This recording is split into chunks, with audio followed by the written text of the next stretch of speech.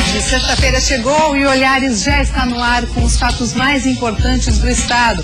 Vamos ver que o estado de Santa Catarina mantém um alerta sobre a dengue. Ações estão sendo traçadas para combater a proliferação do mosquito com a chegada dos dias mais quentes. Dia 29 de outubro é comemorado o Dia Nacional do Livro. Conheça as diversas ações programadas para as bibliotecas do SESC em 24 cidades do estado. No domingo, às 0 hora, começa o horário de verão e por isso os relógios devem ser adiantados em 1 hora. O objetivo é diminuir o consumo de energia elétrica e economizar. Com este tempo a mais de luz por dia, você já sabe o que fazer para aproveitar? Daqui a pouquinho nós vamos te dar algumas dicas. Autorretrato do corpo inserido nas paisagens. Essa é a ideia do artista visual Sérgio Adriano, que está com a exposição A Dúvida da Verdade, em Florianópolis. E ele é um dos nossos convidados de hoje. E tem ainda uma reportagem para os homens, como usar e combinar terno e gravata e ainda ficar na moda. Vamos ver que hoje as opções são grandes para quem quer um look moderno e elegante. E a Cinderela, gente, já está aqui ao meu lado, junto com o príncipe. Eles nos convidam para viver um conto de fadas. O Olhares dessa sexta-feira já está no ar.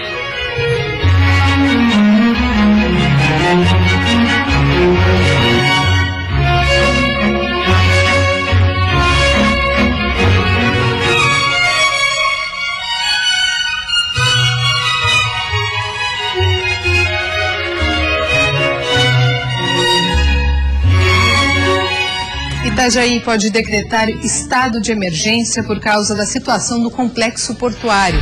Desde sexta-feira, sem poder operar, os prejuízos já somam milhões de reais. Para que o estado de emergência seja decretado oficialmente, tanto o Porto como a Prefeitura precisam encaminhar à Defesa Civil documentos que comprovem a situação. O pedido de decretação de emergência aconteceu ontem à tarde. O superintendente do Porto de Itajaí, Antônio Aires dos Santos, em reunião com o prefeito Jandir Bellini, expôs a necessidade. Assim que os documentos forem entregues, a Defesa Civil tem o prazo de até 10 dias para analisar os fatos e dizer se há ou não a necessidade de decretar situação de emergência. Caso esses documentos forem entregues ainda hoje, possivelmente até o início da semana que vem, já haja um posicionamento. O complexo portuário, que engloba os portos de Itajaí e Navegantes, está sem operar desde sexta-feira. Isto representa inúmeros prejuízos não só para a região, mas também para o estado e o país. Sem poder entrar, alguns navios aguardam em alto mar, o que resulta aos armadores custos de até $100 mil ao dia por navio parado. Outros cancelaram as escalas e optaram por descarregar as mercadorias nos portos de Santos e Paranaguá. Uma perda em receita de movimentação e taxas para as duas cidades catarinenses. A situação é ainda mais grave no porto de Itajaí, que já sofre com a perda de 50% das linhas e, consequentemente, a queda na arrecadação. Porque como nós representamos 4% da balança comercial brasileira, e ela é significativa, porque primeiro o Porto de Santos, depois somos nós, e isso tem um impacto muito grande nas exportações. Por enquanto, o canal de acesso aos portos não foi liberado e pode ser utilizado apenas com restrições devido à correnteza. Para poder avaliar a situação, a gente não tem recursos aqui de avaliação direta, né, de medição direta, então a gente recorre à medição do nível do rio em Blumenau, porque a gente tem uma ideia da vazão do rio, em Brusque também, embora o Itajaí-Mirim seja muito menor, mas ele também contribui, e a gente, para ter uma ideia da corrente, a gente se vê forçado a usar nossas lanchas para poder medir a velocidade da corrente. Não é um método satisfatório, nós reconhecemos isso. Santa Catarina continua em alerta por causa da dengue. No oeste do estado estão sendo traçadas ações conjuntas para evitar a proliferação dos focos do mosquito nessa temporada de verão.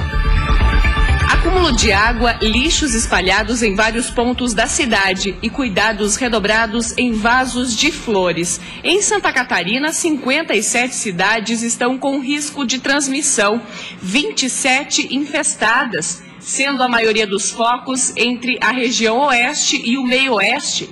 Por isso, o problema está sendo debatido com os municípios, para que as ações já comecem a ser colocadas em prática nos próximos meses. O objetivo primordial deve ser diminuir o mosquito. Sem mosquito, nós não temos doença. É uma tarefa que necessita de uma grande mobilização, tanto do poder público quanto das pessoas, mas é a forma que a gente tem hoje de estar sem doença nos nossos municípios.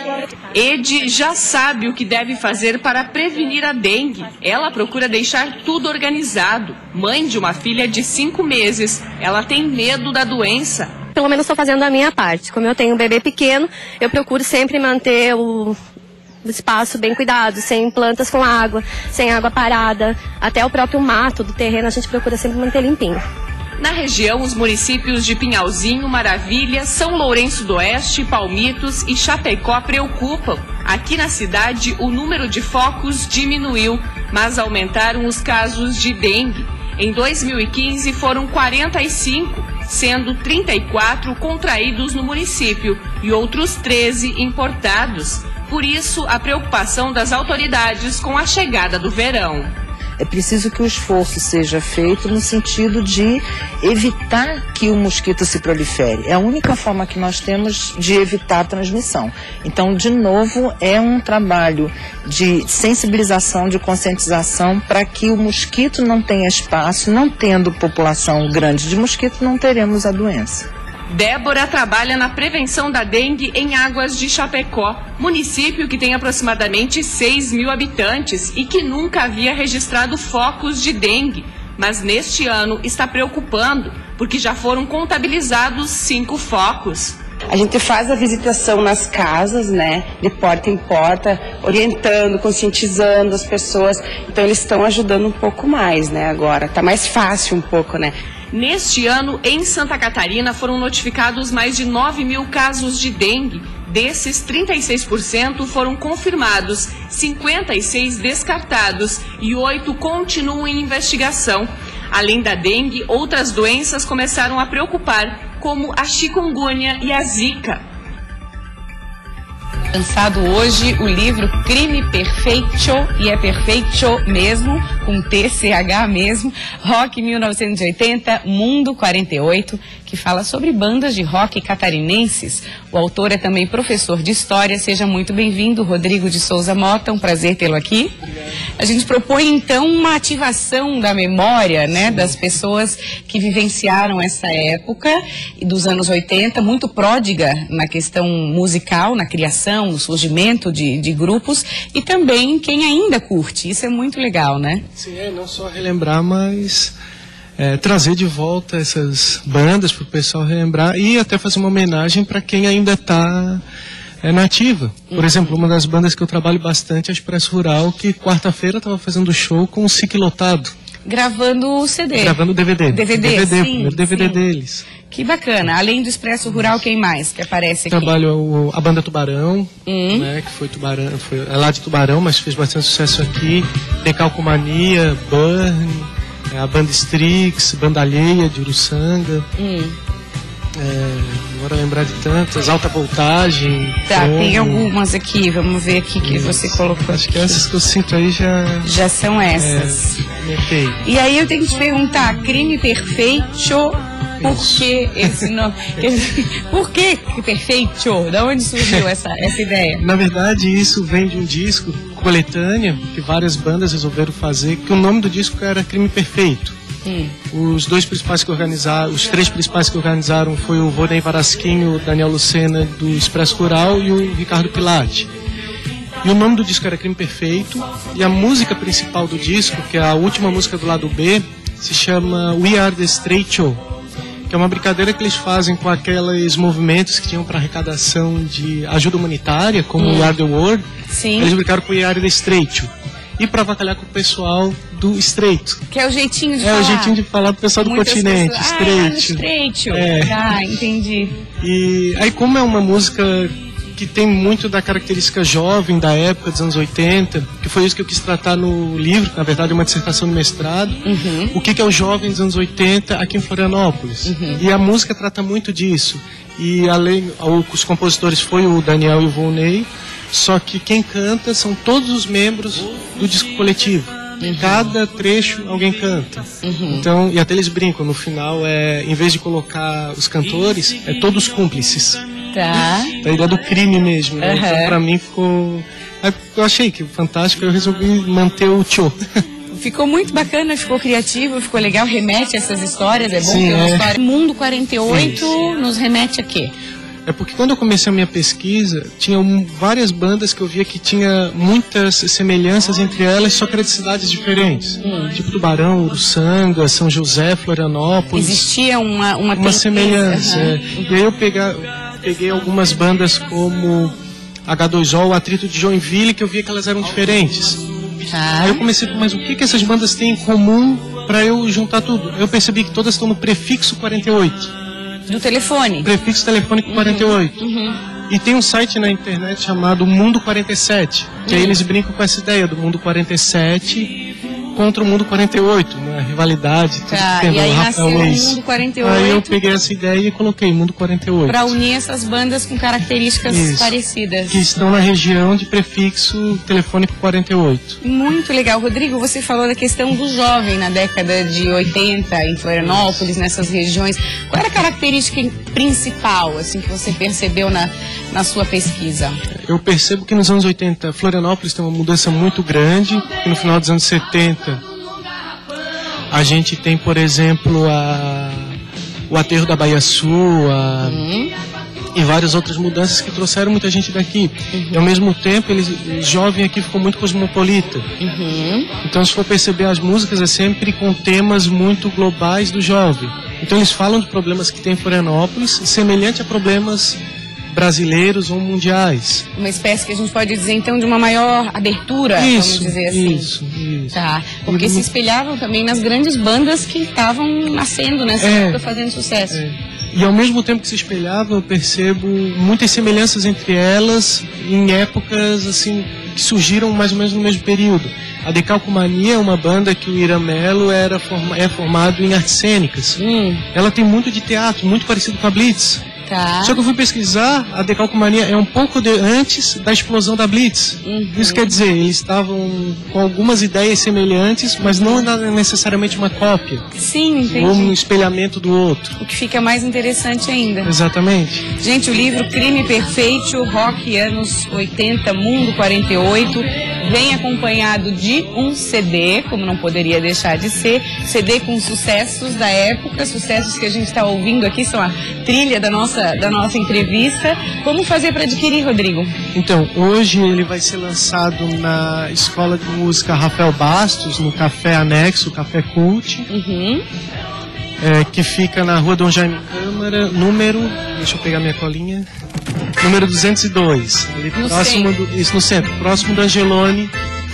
E depois vai ter no site da editora Prismas, no site da Saraiva e da Livrarias Catarinense também. E depois vai ter nas lojas físicas. Tá ok. Muito obrigada pela sua presença. Super bacana o livro. Obrigado, que agradeço. Sucesso hoje à noite sempre aí. Obrigado. Obrigada, Rodrigo. Olha, no próximo bloco vamos falar de terno e gravata, dicas aí para você arrasar no visual, conseguir mais elegância ainda. Quem não gosta, né, Karina, de um bom terno e gravata? Faz toda a diferença no look masculino, né? E ainda a gente vai falar sobre o horário de verão, como aproveitar esse horário estendido. A mudança começa nesse fim de semana e o relógio será adiantado em 1 hora. Não saia daí que Olhares volta já já.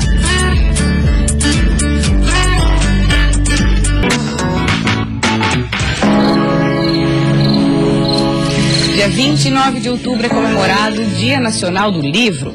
Mas o Sesc Santa Catarina se adianta e promove ações em leitura e literatura nas 24 bibliotecas espalhadas pelo estado. Estamos recebendo a Maria Tereza Piccoli, coordenadora de cultura do Sesc, seja muito bem-vinda, e também a Verônica Ferreira, que é bibliotecária. Vamos falar sobre uma coisa super prazerosa, que é a leitura, e essas ações começam a ser intensificadas a partir do dia 23. Elas estão acontecendo o mês inteiro, mas de 23 a 29, então é a semana do livro, vamos dizer assim. Exatamente, a gente quer festejar o livro, né? Que as pessoas realmente tenham acesso, que venham às bibliotecas, nossa biblioteca do Sesc nas 24 cidades, né? E mais 2 caminhões também que fazem aqui na Grande Florianópolis e Criciúma esse acesso aos livros. Que são as bibliotecas móveis. Exatamente, que somam ao total 125 mil livros à disposição dos catarinenses. Né? Então, eles não podem ficar sozinhos nas estantes, nós precisamos desse público, né, Verônica? Verônica, de que forma estimular isso? Porque às vezes as pessoas falam, eu não vou comprar livro, é muito caro, mas existe um acervo, né? Como ela falou, são 125 mil exemplares só nas bibliotecas do Sesc. De que forma estimular isso, levar as pessoas para o hábito da biblioteca, competindo com a história do computador, de internet? Então, nessa semana, a programação é muito extensa, atingindo todas as faixas etárias, e eu acredito muito que o livro pode transformar as pessoas. Então a gente vai mobilizar pais, professores e toda a comunidade para que visite a nossa unidade e participe dessas ações. E essas ações por si mesmas, elas se vendem porque tem o livro, o acesso é livre à biblioteca, e tem o troca-troca literário que vai acontecer no dia 29 e 30. A pessoa vai levar o livro e vai receber um cupomzinho que estará dando direito ela do dia 29 e 30 ir na nossa unidade e estar escolhendo o livro que melhor lhe agradar. Esse troca-troca é super bacana, porque tá aquele livro, eu já li, tá lá na estante, porque oportunidade legal para trocar, ter um novo e oportunizar para outra pessoa também conhecer. Vale gibi também, Verônica? Gibis também, periódicos, né? E nós estamos com a promoção que é no mês de outubro, todo cliente Sesc que for a nossa biblioteca, ele vai estar concorrendo a um kit de livros que vai ser sorteado no final do mês de outubro também. Então é mais uma oportunidade, uma maneira da gente estar colocando um livro na mão da pessoa. Para todo mundo, todas as bibliotecas, né? Não é só aqui em Florianópolis, mas vale para todas. E em muitas também está acontecendo esse troca-troca, né? De livros de qualidade, que você goste, que você queira ofertar para outra pessoa essa oportunidade de ler. Em bom estado de conservação, é fundamental, né, gente? Tem que falar. Exatamente. Mas você estava comentando do estímulo, né? Eu acho que, primeiramente, a família é o essencial para o hábito da leitura. Ler com os filhos, levar os filhos na biblioteca, incentivar a família. E daí a programação em si, ela também atrai com contação de histórias, né, com escritores. Vai ter uma escritora aqui em Florianópolis que vai dar uma palestra para os pais da educação infantil sobre essa questão. Né? Então, eu acho que falar sobre e ofertar livros de qualidade, literatura realmente que encante, isso faz toda a diferença para esse hábito. A pessoa geralmente que lê bastante acaba desenvolvendo uma boa escrita também. A coisa caminha junto, não é assim? E essa oportunidade dos pais estarem na biblioteca, na palestra, a Marta Martins, ela vai falar, a abordagem dela é sobre o tema. A leitura na primeira infância. Então, os pais estão motivados e a gente sente também com os professores, então as inscrições já estão praticamente encerradas, ainda tem algumas. A gente quer convidar as pessoas, que nesse dia a gente vai fazer a festa na biblioteca. Vai ter contadores de história, vai ter sarau literário, vai ter distribuição de poesias, né? Então a gente vai transformar a biblioteca numa grande festa, para que o leitor se sinta bem, que a gente consiga cativar as pessoas e trazê-las para a nossa unidade. É um espaço que, a partir dessas ações, começa a ser mais visitado. As pessoas começam a criar o hábito, né? Exatamente, não precisa ter carteirinha do Sesc para ir na biblioteca. Qualquer um pode entrar, pesquisar, ler lá dentro, somente por empréstimo. Daí sim a gente precisa desses dados. Precisa ter o cartão do cliente Sesc, mas se não, é aberto. Todo mundo pode chegar. Eu já estudei muito em biblioteca, achava o máximo, assim, começar pelo silêncio, né? Já é inspirador, assim, a gente já fica mais concentrado. Você trouxe livros, Verônica? Eu trouxe. Deixa eu mostrar aqui, por favor. Esse livro, a Marta vai estar no dia 27 com a gente, ela vai estar proferindo a palestra para os pais e vai estar trabalhando também o folclore local. Então é um lançamento, é da Cristiane Inácio, da Marta Martins. E no dia 28 a gente vai estar com a Maria de Lourdes Krieger, sobre Sim, Mal, Nem Pensar, que é uma abordagem bem bacana sobre o bem e o mal. A escritora vai estar o dia inteiro no SESC também autografando, conversando com as crianças e também falando um pouco sobre a sua trajetória literária. Esse contato também é super bacana. As crianças muito legal conhecem, nossa, foi ela que escreveu, essa troca é bacana, né? Exatamente, e em todas as bibliotecas praticamente a gente vai ter um lançamento, ou uma oficina, ou palestra, é só conferir no site lá do SESC que tem toda a programação. Certinho, a gente já colocou o site na tela, eu sei que a programação é bastante intensa, desejo super sucesso, parabéns pela iniciativa. Muito obrigada. E até a gente convida as pessoas para que de 26 a 29 visitem a nossa unidade e vão ter muitas surpresas boas. Tenho certeza que sim. Obrigada e até a próxima. Karina? Quem mora em Palhoça e ainda não fez o cadastramento biométrico, neste sábado o posto de atendimento estará aberto das 9 horas da manhã até as 3 da tarde. Para cadastrar a digital é preciso levar um documento oficial com foto, comprovante de residência emitido nos últimos 3 meses e título eleitoral se você tiver. Quem não estiver em dia com a Justiça Eleitoral terá o seu título cancelado e ficará impedido de votar nas próximas eleições, além de ter o CPF cancelado e ficar proibido de se inscrever em concurso público e tirar passaporte. O posto de atendimento ao eleitor de Palhoça fica na rua Tenente Francisco Lemicu, número 117. No domingo, a 0 hora, começa o horário de verão e por isso os relógios devem ser adiantados em 1 hora. Com este tempo a mais de luz por dia, você já sabe o que vai fazer para aproveitar? Nós temos uma dica, olha só. O período 2015-2016 do horário de verão começa neste domingo em 10 estados do Brasil e mais no Distrito Federal. O principal objetivo da medida é reduzir a demanda de energia na época de maior consumo, ou seja, das 6 da tarde às 10 horas da noite. Com esse deslocamento de 1 hora no relógio, você descasa a entrada da iluminação pública e residencial com o consumo industrial e comercial, que começa a se reduzir a partir das 18 horas.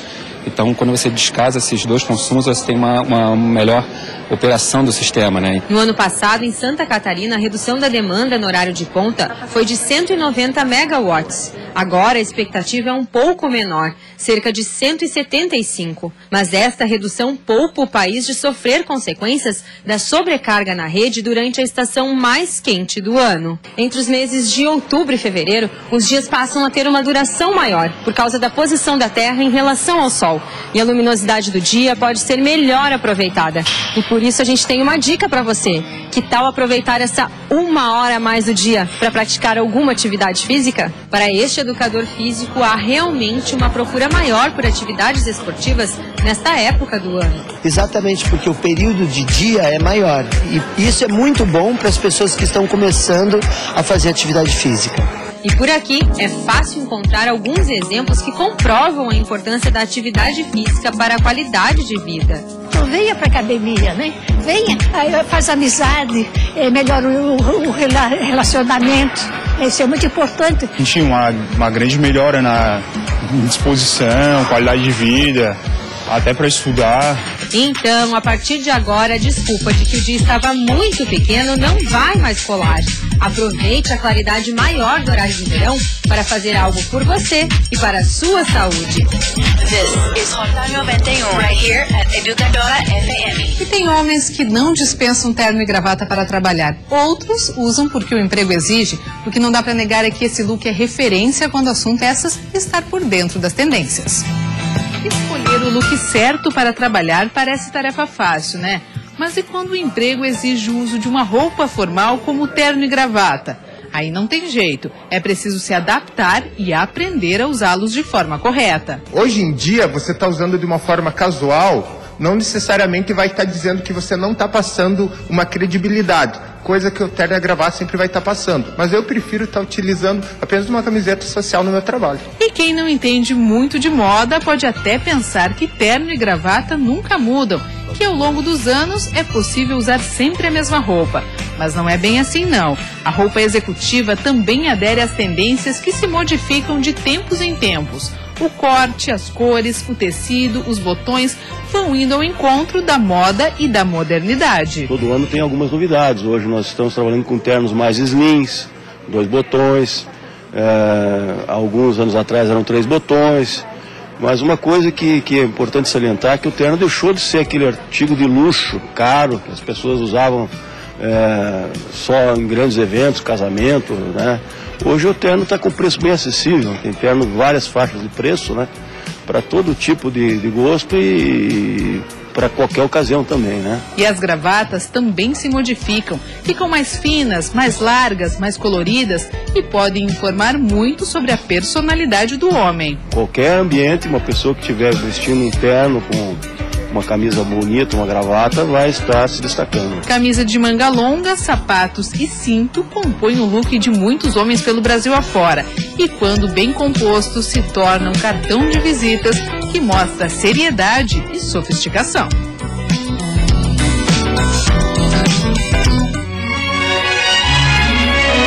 E talvez eu tenha outro sapatinho. Meu Deus, como eu não te reconheci antes. Eu esperei tanto por esse momento. Eu também. Bom, eu quero me casar com você. Você aceita? Claro.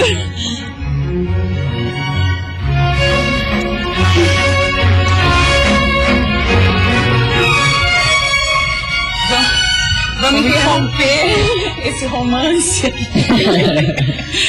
Interromper um pouquinho para falar dessa linda história. Sejam bem-vindos, Cassiano e Suzana. Isso, muito obrigado. Muito bem, vamos sentar, fique à vontade. Príncipe e Cinderela no nosso estúdio hoje. Uma peça que está em cartaz aí hoje, durante todo o dia em São José, né? Exatamente. Hoje, inclusive, Karina, eles já fizeram a apresentação de manhã, tem às 15 horas, tem às 20h30. Já fôlego, gente. Realmente. A gente acabou de sair da apresentação, já veio na correria pra cá. E agora já tem a apresentação às 15 horas de novo.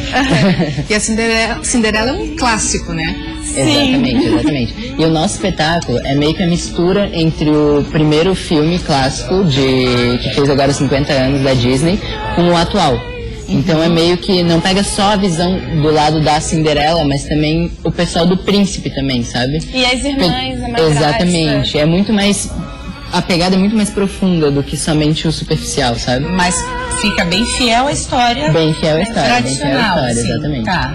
E vocês têm toda uma gama de figurinos e cenários. Tem mais de 20 figurinos. Só o vestido da Cinderela tem quase 150 metros de tecido nele. A gente nem veio com ele, porque é a surpresa do espetáculo. Exatamente, ele é muito exatamente. E também tem vários a fada madrinha transforma ali. Tá, entendi. Com vários cenários, a gente tá com 5 cenários, então é muita troca, muita energia, assim, muitos efeitos. Muitos efeitos. Tá bem legal, exatamente. E o público deve ficar encantado, né? Eu acho que não só as crianças, né? Porque como é um clássico e todo mundo assistiu, todo mundo cresceu assistindo, eu acho que deve encantar também as mães e os pais que vão levar essas crianças para assistir essa peça, né? Exatamente. Não somente pela magia, mas também porque o texto em si a gente conseguiu dar uma adaptação para que pegue para todas as idades. Então as crianças ficam encantadas com toda a magia, todos os efeitos, e os adultos também, porque a gente conseguiu botar uma linha de piada, de graça, que os adultos se divertem, mas também fica livre para todos os públicos, sabe? E quanto tempo vocês levaram para produzir, enfim, para ensaio, juntando tudo, quanto tempo levou para prontinho esse espetáculo? Foi uns 4 meses, né? Só que a gente já teve uma apresentação antes e aí depois, agora a gente tá voltando com a peça. Muito maior, no caso. A gente apresentou em junho, que a gente fez 3 apresentações também, na correria. E agora a gente aumentou mais um cenário, tem mais um personagem e mais figurinos também. E como pano de fundo dessa história toda, existe um desafio muito grande, que vocês são atores independentes. Como é que é tá fazendo tudo isso, como se diz, no peito e na raça mesmo, né? Então, é bem complicado, principalmente porque em Floripa é bem carente mesmo de apoio em teatro. É muito difícil você conseguir um teatro para apresentar. Um espaço físico. Exatamente, é muito complicado mesmo. E aí eu montei o grupo Paradoxo de Teatro só com atores independentes que querem mudar isso, sabe? Quer mostrar que em Floripa tem sim como você fazer um espetáculo de qualidade, um espetáculo grande, que não precisa ficar esperando o pessoal de fora trazer, sabe? Tem sim como a gente fazer um espetáculo de qualidade em Florianópolis.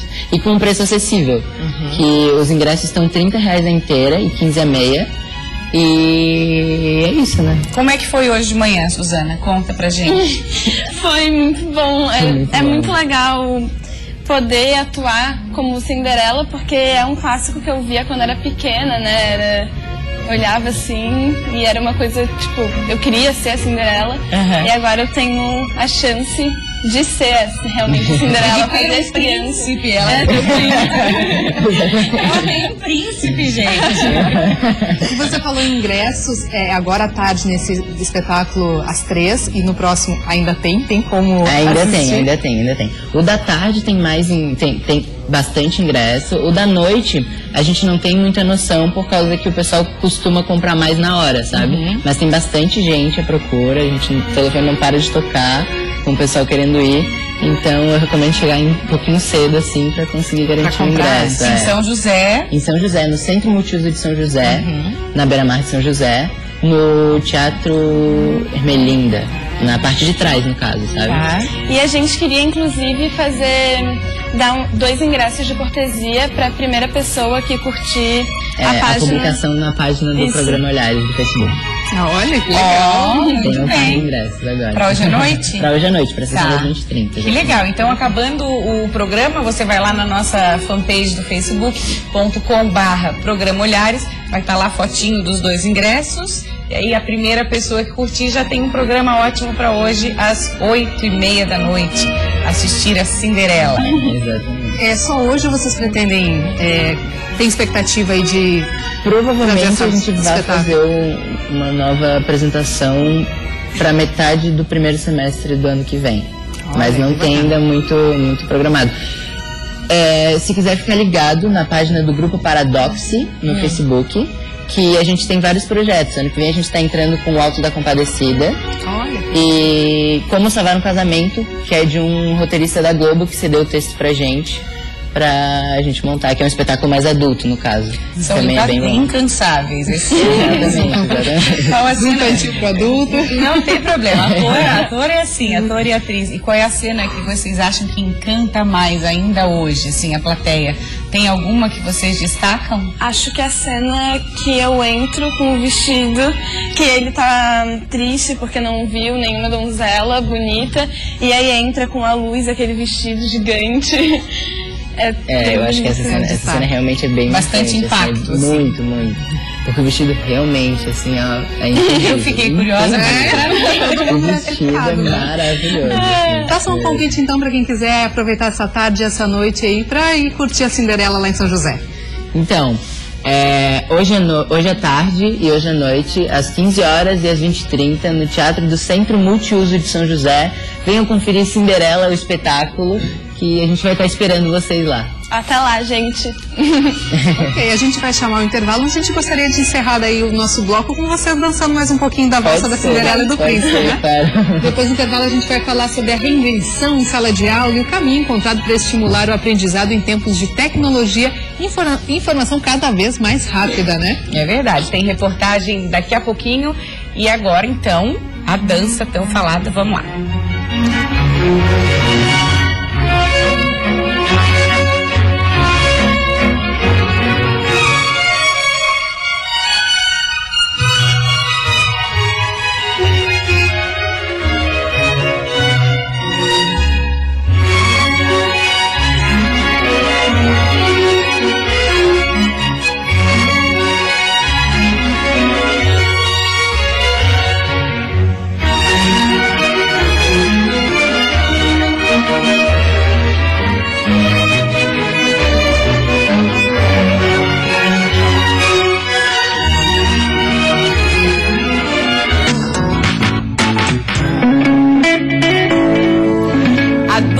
Da Verdade é o nome da exposição do artista visual Sérgio Adriano, que está na Fundação Cultural Badesc, em Florianópolis, até o dia 19 de novembro, com entrada gratuita. Tá aí uma dica para você curtir. Vamos conversar com o próprio, está aqui com a gente. Seja bem-vindo. Tudo bem? Tudo bem, Sérgio? Tudo ótimo. Vamos falar um pouquinho dessa proposta aí das fotos feitas no deserto de Atacama, no Chile e também em São Paulo. Sim. E esse é um projeto que, na verdade, que começou em 2012, essa proposta, mas na verdade ele tem um início em 2003. A minha mãe tinha problemas de hemodiálise e essa foto que nós estamos vendo é no Atacama. Tá. Todas no Atacama, e eu fiz sozinho. Então a gente pode dizer que são autorretratos do seu próprio corpo. Exatamente. É um discurso de um autorretrato e eu estou nu. E uma das discussões que eu faço é que você e eu vestido desse jeito, eu estou mais nu quando eu estou nu nas fotos. Porque você está mais revelada dessa forma do que quando eu estou nu. Eu posso te mapear pelas questões sociais, em qual plataforma que você acessa as questões sociais. Entendi, até porque o jeito que a gente se veste revela muito de quem a gente é. Exatamente. E tem uma das questões que eu discuto no meu trabalho é que a morte não é só física, mas ela é social e moral. Ou seja, quando você não acessa determinados grupos sociais, para alguns você está morto, para outros você está vivo. Porque morto no sentido de deixar de existir, né? Não morto existe. No sentido de uma vida social, porque as pessoas, quando você não acessa determinados grupos sociais, você está fora daquele grupo, ou seja, está morto socialmente. Deixa eu voltar no comecinho, você estava falando da sua mãe. Sim. No começo, em 2003, a minha mãe fazia hemodiálise. E ela veio a falecer em 2006. E a minha mãe acreditava que uma pessoa deveria passar uma noite sendo velada e enterrar no outro dia. Ela morreu no domingo e o meu pai foi casado com ela há 40 anos e resolveu que deveria ser enterrado na segunda-feira. Então, domingo, na segunda-feira à tarde. Eu falei pro meu pai, não. A minha mãe acredita em algo. Ela acredita que tem que se passar uma noite. Então a gente vai passar segunda-feira, a madrugada, e vamos enterrar na terça-feira. E eu fiz umas fotos da minha mãe dessa velório dela e fiz uma exposição que se chama Portador da Verdade. Porque a minha mãe acreditava naquilo. Que se deveria passar uma noite. Então a partir daquilo que é verdade. Só que em 2012 eu tomei um novo rumo. Eu não devia buscar o que era a verdade, mas sim o que alimenta a verdade. Qual é o sistema que alimenta a verdade? Basicamente é por crenças e hábitos. Assim como minha mãe acreditava em algo, são crenças e hábitos. E a verdade, a base da verdade não se muda. Nós que temos um aspecto sobre a verdade e fazemos com que ela mude pelas crenças e pelos hábitos. Mas cabe a nós buscar o conhecimento para que possamos realmente acessar a verdade, o que é a verdade. E em que momento essa verdade é colocada em dúvida? A questão maior é quando você tem o conhecimento, você consegue colocar em dúvida. Agora, quando você duvida por duvidar, isso não é excesso de conhecimento. E a gente pode falar hoje. Será que a gente tem ganho de conhecimento hoje, tendo acesso a tantas informações? Acho que não. Cada vez mais a gente tem acesso às informações hoje em dia, mas é superficial. A gente questiona também a qualidade dessa informação. Bom, então, isso é um aspecto importante. Porque a qualidade é uma qualidade, o quê? É uma verdade manipulada. Entendi. Essa é a diferença. Então, essa verdade manipulada é que nós precisamos duvidar. Nas suas fotos, a gente repara assim que elas são muito limpas. Sim. Né? No sentido clean, assim, no sentido de ter a paisagem estourada, você ali... dá para ter algum questionamento em cima dessa imagem mais pura, digamos assim? Essa foi dois aspectos que eu fiz, que eram a questão do que sobrevive no deserto e o que não sobrevive na cidade. No deserto você sobrevive com água e na cidade você não sobrevive sem as pessoas. Então, no momento eu moro em São Paulo, uma cidade que tem 15 milhões de habitantes, e ao mesmo tempo você está isolado. Você está... Todas as pessoas são isoladas, cada um... Aquela clássica cena onde a pessoa não cumprimenta nem o vizinho de porta do prédio, não conhece. Não conhece, realmente não conhece. Ninguém se conhece. Então, você acaba sendo morto socialmente nessas questões. Você acaba não evoluindo. E essas fotos super cleans passam essa solidão. Entendi. E aqui a sua proposta é trabalhar com múltiplas linguagens. Fale um pouquinho sobre isso. Sim, eu trabalho com a fotografia, com a performance, com ações de rua. Ontem eu fiz uma ação que era com 38 fotos na frente da catedral, na Praça da Figueira, aqui em Florianópolis, que é poder dialogar com pessoas, conversar com elas, falar sobre o dia a dia, falar sobre as questões que pode ser levada em consideração ou não, falar dos aspectos que estamos passando hoje de informações manipuladas, que até outubro nós não tínhamos nada de crise e agora em janeiro começou. Como a questão do jornal, até outubro ninguém sabia de nada e agora a partir de janeiro estamos em crise. Existe essa conversa, essa troca. Sim, mesmo. Exatamente. Que legal. A arte, a gente pensa que a arte está muito distante, não, a arte é muito próxima e a arte nos faz questionar várias coisas. Basta nós queremos acessar a arte. Tá certo. Muito obrigada pela tua presença, Sérgio. Fica o convite para conhecer o trabalho do Sérgio até o dia 19 de novembro. É isso? Exatamente. No centro, no espaço do Espaço Cultural Badesc, é isso? Tá bom. Obrigada por ter vindo aqui. Bom final de semana. Até a próxima. Obrigada. Karina? E agora um recadinho para quem gosta do mundo da tecnologia. A Prefeitura de São José está oferecendo cursos gratuitos na área de jogos digitais e aplicativos. As aulas de Network Games e apps acontecerão nos dias 20 e 21 de outubro, das 7 às 10 horas da noite, no prédio da Prefeitura. O curso terá duração de 6 horas, com palestras, exposições e workshops voltados ao mercado de games digitais para integrar profissionais da área e fortalecer a comunidade tecnológica e profissional do município para o crescimento de mão de obra do setor de jogos digitais. Os interessados podem se inscrever no site da Prefeitura de São José. Falando em tecnologia, a geração de hoje é totalmente digital. Crianças pequenas já sabem lidar com estes aparelhos, movimentar os dedinhos nas telas de celulares e tablets. Para eles não é um mistério. Mas na escola, como fazer para cativar a atenção dos alunos? O jeito está sendo reinventar as aulas. Em um mundo cada vez mais digital, um dos desafios dos professores de hoje é utilizar essa tecnologia como ferramenta de ensino, já que a maioria dos jovens está conectado com o mundo na palma da mão. Geralmente olha o que no celular? Lattes. Pra ver o que está acontecendo. Sim, conversa e tal. Sempre traz celular para a escola. Sim. Ouvir música na hora do recreio, essas coisas. Na sala de aula, o professor está tendo que se reinventar para chamar a atenção dessa nova geração. Apesar de o celular ser proibido na sala de aula, em muitas escolas, os estudantes sempre dão jeito para dar uma espiadinha no que está acontecendo no mundo virtual. Tem hora que a gente quer se distrair também um pouco, para não ficar só naquela diálogo entre professor e aluno. Aí a gente se distrai um pouco também mexendo no celular. Mas, sabe, a gente sempre dá aquela mexidinha assim, a professora está explicando, a gente vê assim, é errado, assim, eu tenho consciência. A professora Carla sabe bem dessa dificuldade e diz ser uma concorrência desleal.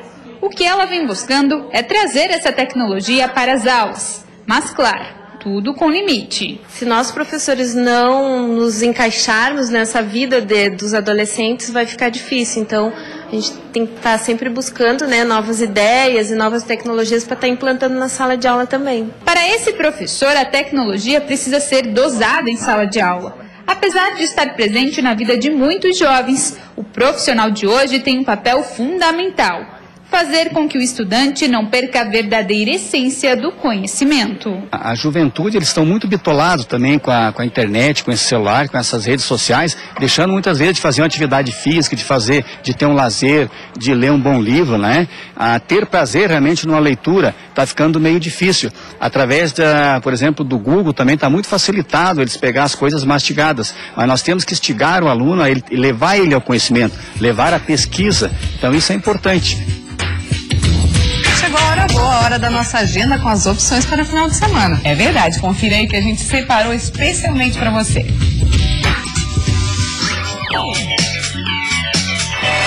A sexta-feira começa com música sertaneja. Bruninho e Davi chegam a Florianópolis para animar o público com o melhor do sertanejo universitário.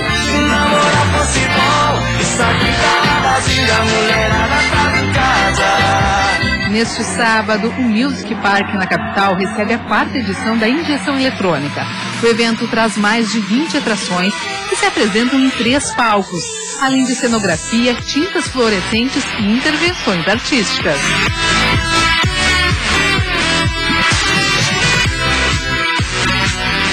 E durante o final de semana tem programação também para a criançada. No Shopping Iguatemi, em Florianópolis, os pequenos podem aprender mais sobre o trânsito em atividades educativas e interativas.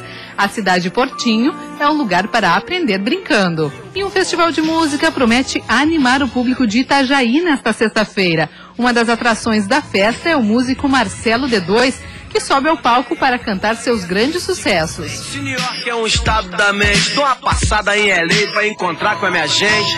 Perto de completar 30 anos de carreira, a banda Nenhum de Nós chega a Porto Belo nesta sexta-feira para divulgar seu mais novo álbum, Sempre é Hoje.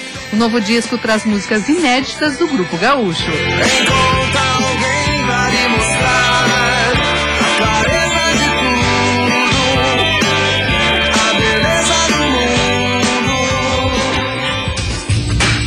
quanta coisa boa para aproveitar. Mesmo com chuva, tá valendo a programação, né? Tá valendo, fim de semana tá aí. Segunda-feira tem mais olhares. A gente agradece muito sua companhia aí na semana. É um prazer poder compartilhar com você. E na é isso aí, na segunda-feira nós vamos falar sobre comportamento canino.